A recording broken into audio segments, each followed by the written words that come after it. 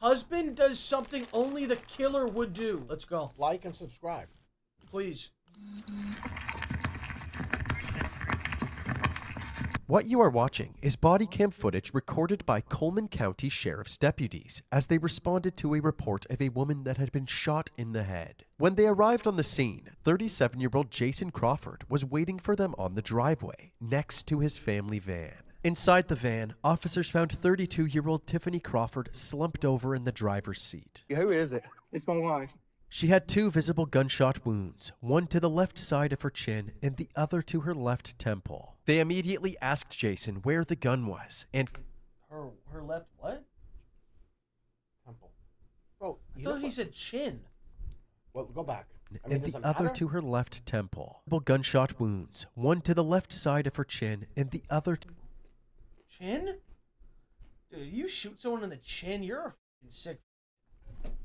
to her left temple. They immediately asked Jason where the gun was and checked Tiffany for a pulse. Where's the gun, sir? It's right here in her hand. EMS 1017. Is there a pulse? I can't find a pulse. You can come over here and check. I don't have a pulse. She's right here. She's gone.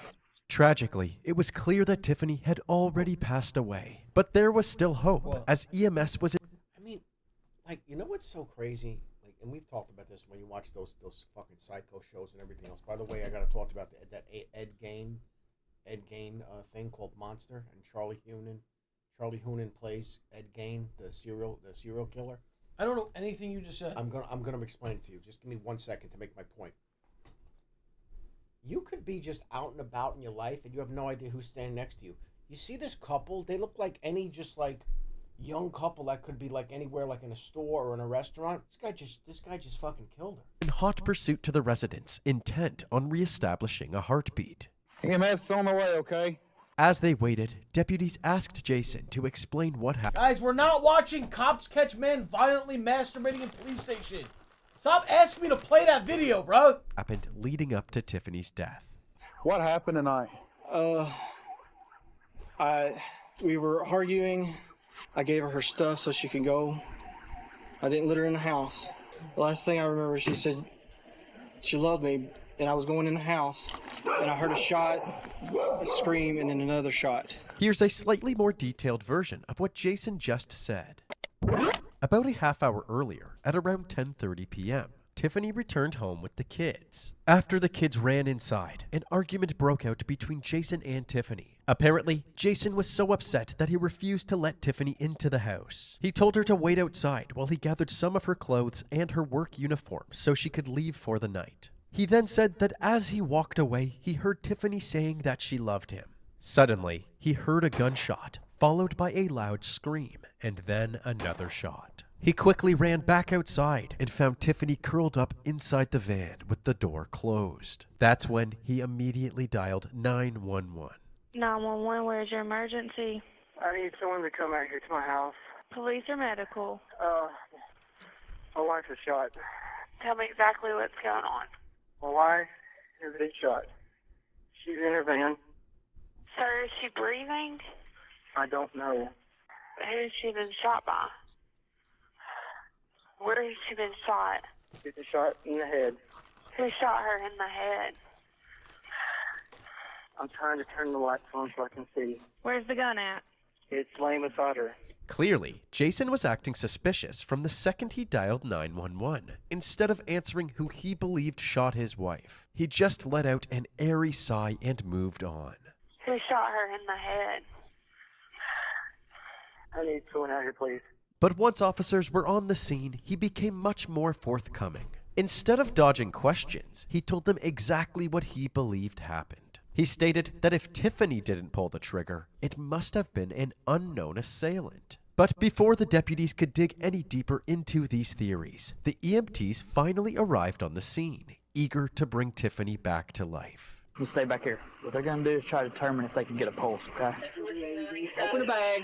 Give me some trauma shoes. Stay clear of patient. Analyzing heart rhythm. Check your... I guess the one thing that pops into my head is you can just do a test for the the residue on the hand. So if you shot a gun, they could check the residue. If she shot herself, they could check the residue. So I mean, I know they're asking questions, but I'm at some point, I'm sure they're going to do that. No, I'm just saying. Airway. Check breathing. Check circulation. Analyzing heart rhythm. Check circulation. As Tiffany was receiving medical care, the deputies decided to follow up on some of Jason's statements. They wondered if an event like this was predictable for Tiffany. Mr. Crawford? Yes, sir. How old is she? She's about 33. Is there a pulse? They're working on her. I didn't feel one, but they're working on her, okay? Yeah. Is that her gun that she kept with her? Yes, Or she kept it in the door. any kind of mental problems in the past? No. I mean, she's seeing a counselor. I didn't know that till today. This comment raised some red flags for the deputies. What? Did Tiffany really go behind Jason's back to get counseling? If so, why? They wondered if there were escalating problems within the relationship, which led to Tiffany's death. Because of this inkling, they decided to check the records for any domestic disputes between Jason and Tiffany. And although there was nothing of interest, they did discover that Jason had deep ties to law enforcement. He was actually the son of Rhonda Crawford, the head of management at the county's public records office. You know it's Rhonda's daughter-in-law. His mother works in records across from the sheriff's office. Oh, shoot. Rhonda was then called to the scene, and just as she arrived, at 11:38 p.m., EMS officially declared Tiffany deceased. Oh, damn. Sounds it now, Jeff? 2338. Doctor at CRNC just told him to call her. Jason and Rhonda immediately started calling Tiffany's family to deliver the tragic news. While they did, investigators examined the van for any potential clues. They discovered fingerprints on the pink revolver, 2 spent bullet casings, 2 extended, 3 live. blood spatter, and a journal that belonged to Tiffany. They also found gunshot residue on Tiffany's hands and clothing. They collected all of this evidence for forensic analysis. While speaking to the neighbors, investigators learned that Tiffany was heavily involved in volunteering at local community events, and was even the founder of an online group called Mothers Helping Mothers. MHM is a community for all moms of all walks of life. It doesn't matter your background, we want to be there to love and support you. We're there to laugh with each other, to love each other, and to just build you up in everyday motherhood. Considering how dedicated and passionate she was about her community, authorities wondered who would want to kill Tiffany and why. After inspecting the body on site, the coroner believed that the presence of 2 bullet wounds meant that this was almost certainly a homicide, Yeah, and like, that the bro. gun must have been placed in her hand. Like, bro, like, you try to set this up as a suicide, there's a gunshot wound to the chin. I mean, I don't know. What? And after Tiffany was already dead. Tiffany's body was then transported to the Alabama Department of Forensic Sciences for an autopsy. The next morning, on May 3rd, 2017, the case was handed over to the Alabama State Bureau of Investigation, and Detective Joe Parrish was put in charge. To begin his investigation, he planned on taking a look at Tiffany Crawford's van for himself. But to his surprise, the Coleman Sheriff's Office had already returned the van to the Crawford family the night before. Parrish was still able to quickly track down the vehicle and examine. Are you fucking stupid? This the kind of shit they're doing in Alabama? Are you stupid or incompetent? It's a fucking crime scene, and you give it back to them, what, so they can wipe it down with fucking Clorox? God, bro. I mean, dude, that's a bad look. What a joke. Examine That's it, a bad but look. strangely, Jason had already thoroughly cleaned it, and apparently he had actually gotten permission from the sheriff's office to do so. Jason stated that the reason he cleaned the van so quickly was that he didn't want his kids to see any remnants of the horrible murder that took place inside of it. Detective Parrish confirmed that Jason did in fact have permission to clean the vehicle, but he couldn't help but wonder if Jason received special treatment due to his connection with law enforcement. However, since there wasn't any proof of corruption, he had no choice but to move on with his investigation. He diverted his focus to carefully reviewing the 911 call, and noticed that Jason sounded calculated when answering some of the questions, and may have been avoiding other questions altogether, like this one. Who's she been shot by? Please have an ambulance command, please. I need someone out here, please. 7 days after Tiffany was shot dead, Detective Parrish asked Jason to come down to the station for an interview. The State Bureau of Investigation. During this interview, Jason spoke about his relationship with Tiffany. He explained that this was actually his second marriage, and his first marriage ended abruptly after learning that his wife had cheated on him. He got a divorce. After putting himself back on the market, he met Tiffany, but at the time, she was still married to another man. She eventually got divorced as well, and like clockwork, the two started dating before getting married in 2011. Their marriage lasted more than 6 years, during which they had 2 children of their own, Tristan and Symphony. However, in the months leading up to her death, Tiffany's behavior changed and she started... Why would you do that to your child? Why would you name a girl Symphony? What a sin. And not even spelling it like symphony, some cockamamie different way. What are you trying to do with these names, man? It's bad. It's so bad. So what's the worst name you could name? What's like the worst girl name? I'm gonna tell you something that's kind of crazy.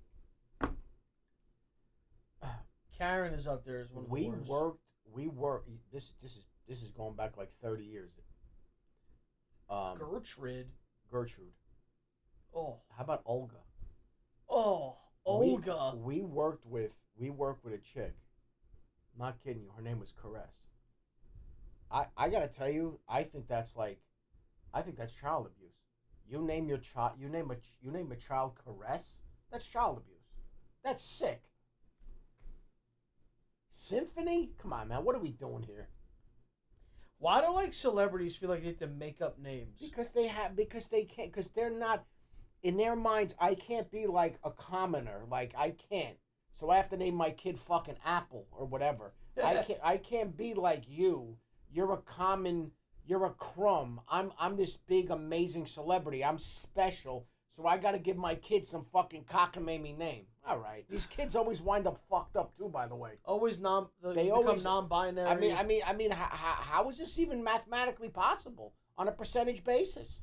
Not possible. That if you look at all these Hollywood people that have these kids, and these kids are like non-binary or what, mathematically it's like impossible. So, drinking whatever. very heavily. There was at one point, about 2.5 to 3 months ago, where she felt like she was probably going to leave. She started drinking more, like she was buying more wine. She would not just drink 2 or 3 glasses, like at least 3 or 4 nights a week, she would almost drink the whole bottle. With trust issues from his last relationship. What's wrong with that? Why are you giving her a hard time about the wine, dude? I don't like that. Jason had a sneaking suspicion that Tiffany was hiding something from him as well, but he hadn't figured out what it could be. Then, just hours before her death, curiosity got the better of him. So he logged onto Tiffany's computer and found messages to her new counselor, complaining about how lazy he is on a daily basis. I logged onto her computer and saw that she had messaged her, I guess her counselor, because it was Lori, talking about me, about he hasn't changed, he's still lazy, doesn't have any drive, he doesn't want to do anything. When I come home from the shop, I want to not do anything. Are you trying to trigger us right now? Jays or Red Sox in the ALDS? Buddy, like I said, all of you who tweeted at me, all you said shit, don't delete your tweets, bro. I bookmarked all of them. When the Yankees win tomorrow night and the night after, don't go hiding. I stay at home mom, so I felt like stuff at the house was her job. To make matters worse, he also discovered messages to another man, revealing that Tiffany was, in fact, having an affair. So what happened next? After I read that, that's when I called her. She denied having sex with him. And at that point, I was getting frustrated and wanting her to come home.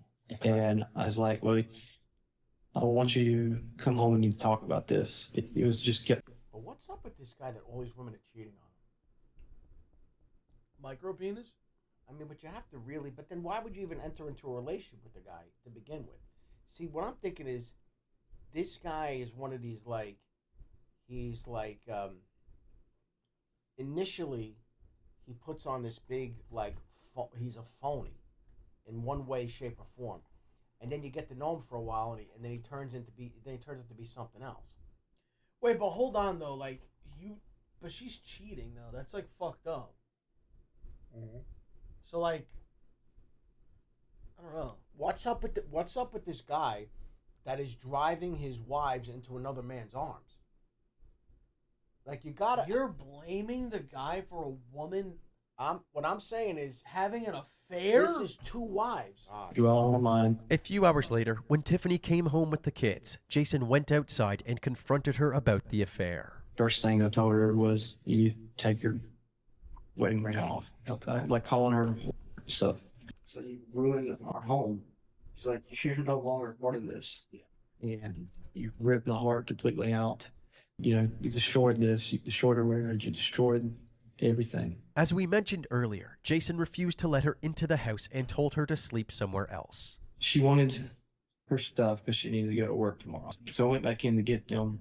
I walked to the house. I was going in the house. I had just shut the door. Like I said, then I heard the shot. It was like one of those horrific screams that it sounded like something from home. So let me get something straight, just so I'm clear, because sometimes I'm not. I gotta get. You know, oh man. Sometimes I gotta get something straight. Okay. You expect me to believe your wife is having sexual relations with another man. You find out about it. She comes to the house. The kids go in. You say you're not coming in. You broke my heart. You ruined our lives. Beep. Okay. Oh, I'm going to go in and get your uniform. While you're in the house, a mystery person, a random mystery person that happens to be in your neighborhood at night, mysteriously takes her gun and shoots her with it and runs away. That's the fucking line of bullshit that he's putting out there. Yes or no? I want to make sure, is this what this guy's selling? Is this what he's selling? I feel like the guy in the heat of the moment killed her. No, yeah. I don't know if it was premeditated. I think he snapped. No, listen, she's getting it from some other dude. Yeah. Other than him, he takes her pink gun away from her, shoots her twice, and then calls the authorities. He killed her, and now he's just like trying to do the best he can. Like this guy's not like a serial killer, like a an assassin. He doesn't know. I feel like they're just wasting. I feel like they're just wasting time. Like, I understand you have to go through the process and you have to, make sure everything is cool. But like, he didn't help himself by going through the whole story about how you should just be like, yeah, listen, whatever. Like, shit was a little bumpy, but whose marriage? But I mean, at the end of the day, you went into detail on giving a reason why you'd want to hurt her. I mean, but on the other side of the coin, he might have been better off saying nothing, because nobody else knew about the affair. So shut the mouth. Yeah. I mean, that's one side of it. That's where you got a lawyer. But then wait, it wasn't like she was shot with some random gun. She was shot with her own gun. So with the 10 seconds it took you to walk away, there was some madman, deranged killer hiding in a bush, took her gun, shot her, and ran away. Okay, yeah, no. This is totally, yeah, bro. Horror movie. How long between the shots we're talking? Like, it was like, well, scream and the shot. And then like the last shot, the scream was over.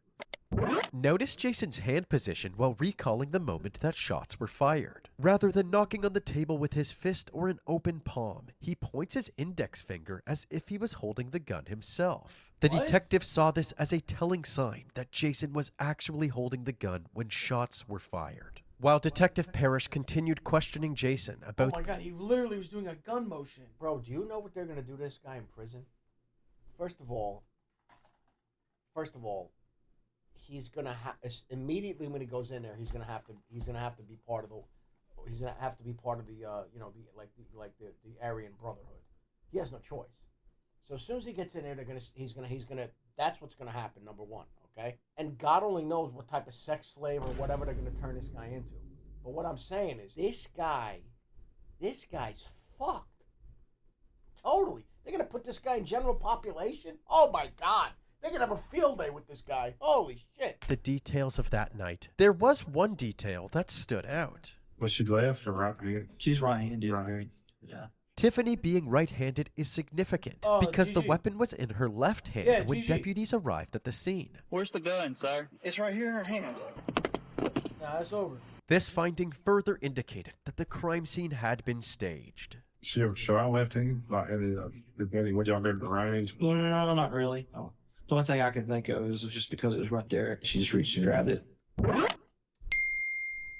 Did you shoot your wife? No, sir. No. Okay. The interview was wrapped up, but before leaving the station, Jason surrendered his phone to the authorities. However, the phone was clean, as there was nothing incriminating on it. 19 days later, there had been no new developments in the case, so Jason was brought back in for further I questioning. mean, dude, think about it. They don't have proof. They don't have physical proof. I'm saying nobody checked his hands for gun residue. That's like 101, man. You shot a gun. It's residue. Why do I know this? I mean, I'm watching fucking what's that? You watch a lot of. I mean, what's that show? Love Island? No, Miami. What's the thing? The where they do the crime scene. CSI. CSI Miami. CSI Miami. That show was canceled 15 years ago. I'm saying no. I'm using that as an example. By the way, how good was that show? With fucking Horatio. First of all, dude, Horatio Kane is one of the greatest names of a character ever, dude. Horatio Kane. Get the fuck out. Literally just ever. My God. Questioning and agreed to take a polygraph test. A test has begun. Please remain still. Bro! Did you shoot Tiffany Crawford? No. Did you shoot Tiffany Crawford in the head? No. Did you shoot Tiffany Crawford inside that van? No. The polygraph test was concluded, and the examiner was certain that Jason was being deceptive. Your reactions were off the chain. Okay. You're saying that there's and then those don't even work. no way that you shot your wife. Correct. Even after being called out for his deplorable polygraph results, Jason continued to firmly maintain his innocence. I don't want to hear that I didn't shoot my wife, because I know that's a lie. He then did something we almost never see in an interrogation. He clarified that he wasn't under arrest and walked out. I can get up and leave because I'm under arrest, right? You listen to me, huh? Walk out there. Oh, you know what? A failed polygraph wasn't substantial. Bro, you can't. The failed polygraph, that doesn't hold up in court. They can't use that in court. It's just a tactic to try to get them to admit. I understand, but the fact of the matter is, the other thing too is, like you said, yes, they're not accurate, whatever.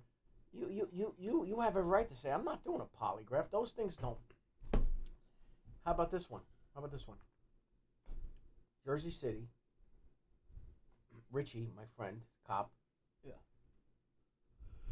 The way that the breathalyzers work. Yeah. The calibration of it and the state. The breathalyzer? The breathalyzer. The state and the whole thing. It's a whole process. Yeah. About making sure the integrity of the thing. Do you know? Told me a story. He goes, a guy that they busted for DUI. Mm-hmm. Got a lawyer and questioned the integrity of the calibration of the breathalyzer, and the fucking guy got off. That's some Better Call Saul shit. I didn't even know that was a thing. Which, by the way, you're watching every single fucking show except the one show that you should be watching. I know. Better Call Saul is on par with Breaking Bad. Chat, yes or no? Am I right? Yes or no? I know. I just have to dude, you don't understand. Like, I don't want to be a slave to these shows, man. There are people who say it is better. Do you understand that? I know, but I don't want to be. I can't be doing this, man. I don't want to be locked in all these shows. Dude, why not? It's fun to watch a show. I am. I'm watching like 3 right now. I can't do it mentally. Why are you watching 3 shows? Because I have. I have to finish the show before I watch another one. I don't know how you're doing that. Let me speak. I have a show that I watch with Mom. Together. What show is that? The Bear. I have a show that I'm watching that really it only gets released once a week, so it's not that big of a deal. I'm watching Tulsa King. Okay. There's a couple of other things that I'm kind of like, they're not really shows. They're more like can't even explain them. They're sort of like what we're doing here. They're like these murder things on Netflix. I don't even know what the name of it is. Sounds like a bunch of garbage. You're probably right. You're probably Better right. Call Saul, bro. Please, just give it a... God damn it. God damn it. Can I tell you I started watching Animal Kingdom in the summer? I watched about 4 or 5 episodes and then... The hell is Animal Kingdom? I never even heard of that. What is that? It's pretty good. Enough to warrant an arrest. Months went by with no significant discoveries in Tiffany's case. During this time, the community of Coleman County gathered to celebrate her life. People shared fond memories of Tiffany's kind spirit and dedication to helping others. She's probably one of the most encouraging girls I've ever met, one of the most encouraging human beings I've ever met in my entire life. I have always said that Tiffany and I... Oh, this guy just looks like a fucking freak. You know what? Bro. You know what? I gotta tell you, fuck this guy. He looks like a fucking whack job. And he's describing the death. Oh, the sounds. Yeah, it was 1, 2. Wait a minute. We're just supposed to believe like this cop is just like, yeah, like we don't have any evidence. Like, what are you talking about? Please, bro, please tell me they solved this, please. are like 2 peas in a pod. I don't know how to go on without her, but I'm going to try for my grandchildren. Her heart was so big and bursting with love. She would do anything to help anyone in need. So kind and caring and compassionate.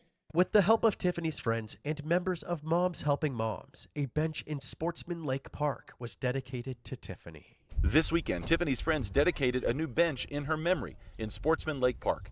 It's purple, her favorite color. A perfect way to remember her because this means, you know, if you sit on the bench, then you... Okay, that's fine. But, like, could we do something about this? A fucking bench? The husband's walking around scot-free? Okay, man.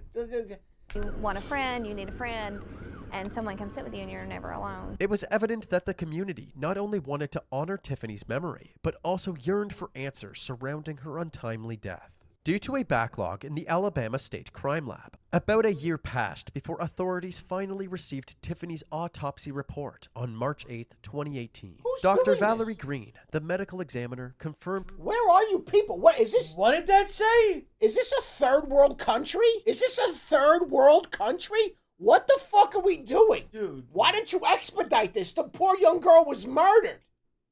A fucking year? And what did we need? Like, I'm sorry, but... What did you need the autopsy to tell you? Oh, well, she was shot by the gunshot. Okay. Like, so she's right-handed. The gunshots were over here. Like, dude. Obviously, like, somebody did that shit, bro. On March 8, 2018, Dr. Valerie Green, the medical examiner, confirmed her initial observations, stating that Tiffany's manner of death was homicide, directly contradicting Jason's story. Jason said that the car door was closed and that he found Tiffany with the gun in her left hand. The absence of gunshot residue and abrasions around the wound on the left side of Tiffany's head indicated that the shot was fired from at least 10 inches away. If the door was closed like Jason said it was, there would have been less than 10 inches of space. Not only that, but if the door was closed, it certainly would have been covered in the victim's blood. However, there was no blood on the driver's side door at all. To the detectives, these results were... Why are we making this sound like this is some revelation? I mean, Stevie Wonder could have seen this. What the fuck? I mean, why are we like, oh my God, we're outraged. Bro. But if someone was going to kill someone like that, right? Bro, he shot her. Shots, throw it in, then close the door, and then run away. Run away? He shot her at point blank range. The kids are in the house. This was a crime. He was so angry with her, he just took the gun from her and shot her twice in the head. Dude. I mean, why are we even, like, what? This should be open and shut. This maniac's running around. He's at the, what do you call it, memorials for his dead wife, standing there. Bro. There's a legal process. Wad, this isn't Italy. If you guys ever talk to ChatGPT about shit, ask about Italy and ask about, like, oh, why is it corrupt? Or just ask that shit, dude. It's the funniest shit ever. Basically, everyone in Italy is just like, they only do shit or get shit done if they know somebody. Bro. So, like, if you needed shit to be done, if you don't know someone, you're fucked. Just look it up, bro. Just look it up. It's pretty funny. What's really crazy is, dude, like, Italy's very corrupt. Irrefutable proof No, that's it. That's fine. I want to get back to this because I'm so aggravated with these people. Go ahead.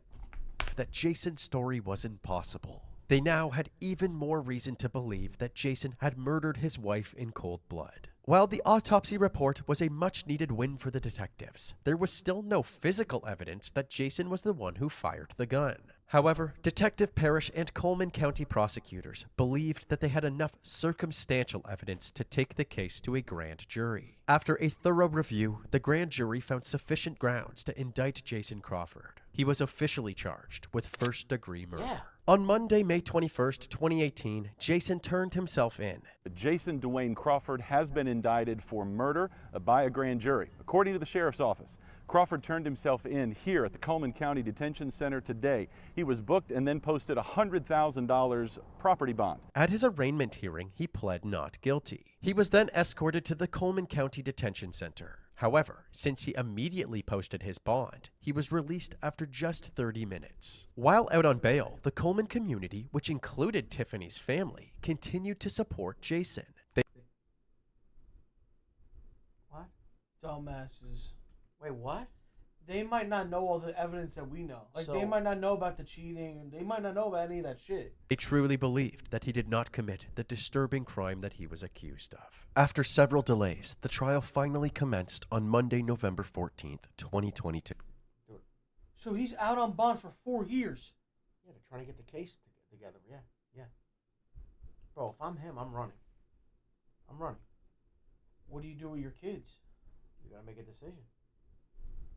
Drop them off at the grandparents. I'm saying that you just be like, listen, I have to clear my head. I'm going on a fishing trip. You going to the store for milk and not coming back? Like, what you're gonna do is you're gonna be like, listen, stay with grandma and grandpa.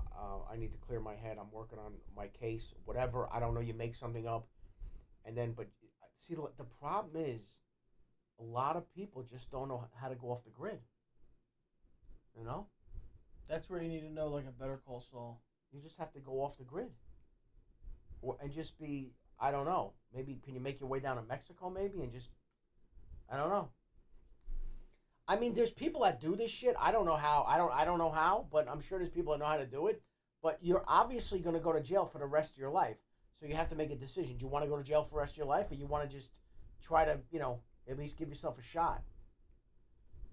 It had been over 5 years since Tiffany's death, and although family and friends believed in Jason's innocence, they were all eager for details of the investigation to come to light. All these years, they don't know about the investigation. And they're supporting him the whole time.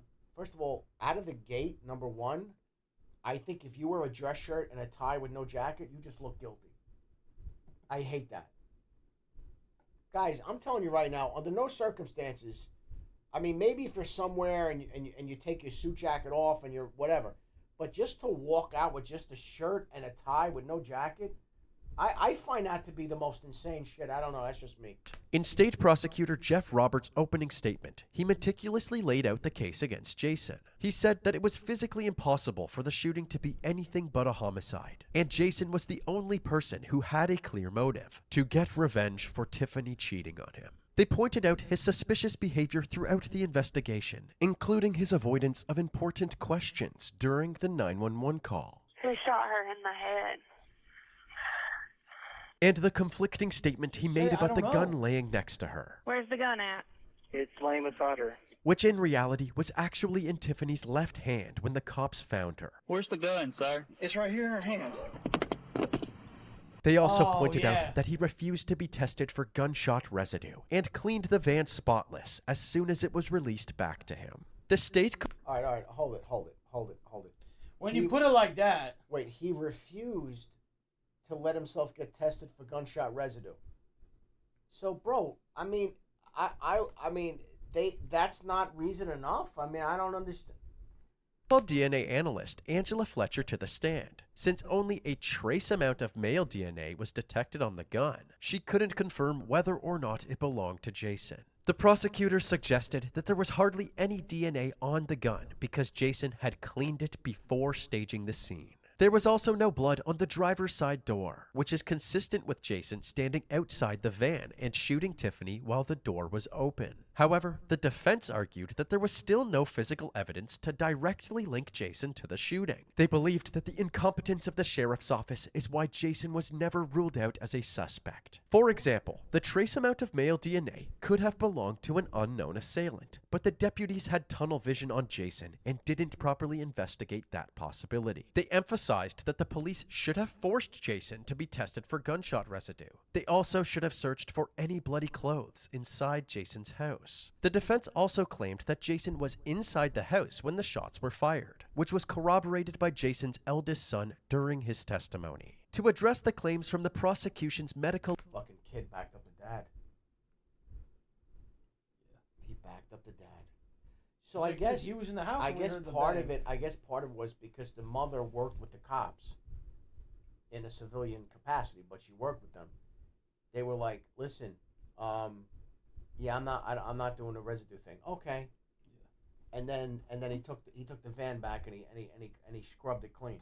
Examiner. The defense hired their own medical examiner, Dr. James Lauridsen. Despite the fact that there were 2 gunshot wounds, he believed that this was not a homicide. While one half of the defense's case was tackling the accusations against Jason, the other half focused on Tiffany's state of mind at the time of her death. It turned out that Tiffany's friends confirmed Jason's claims that she had been drinking excessively. Apparently, she was upset because the man she had an affair with had recently broken up with her. She even started seeing a counselor to address her mental instability. Her first appointment was the day before she died. Portions of Tiffany's diary were read aloud to the jury. In one of the entries, she wrote that she was trying not to break down. The entry was dated May 2nd, 2017, the same day as the shooting. The last person the defense called to the stand was Jason himself. He spoke with compelling emotion, insisting that he loved Tiffany and vehemently denied any involvement in her death. This testimony seemed like a strategic move to humanize Jason and sway the jury. But there were several moments of inappropriate laughter, which the prosecutor pounced on during cross-examination, questioning his sincerity and emotional state. On Friday, November 18th, 2022, after 4 days of trial, Jason's fate was now in the hands of the jury. After carefully reviewing the evidence, they returned with a verdict. Jason Dwayne Crawford was found guilty of murdering his wife. Jason immediately appealed this conviction, but it was ultimately denied by the Alabama Court of Criminal Appeals. His sentencing hearing was on Friday, March 10th, 2023, and Tiffany's mother Cheryl spoke directly to Jason, saying, "If not you, who? You were there. You know the truth. I pray you will someday find wisdom and strength to speak the truth." After the impact statements were concluded, the judge handed down Jason's sentence. Jason received 99 years in prison with the possibility of parole after serving 15 years. He is currently serving his sentence at the Kilby Correctional Facility in Montgomery.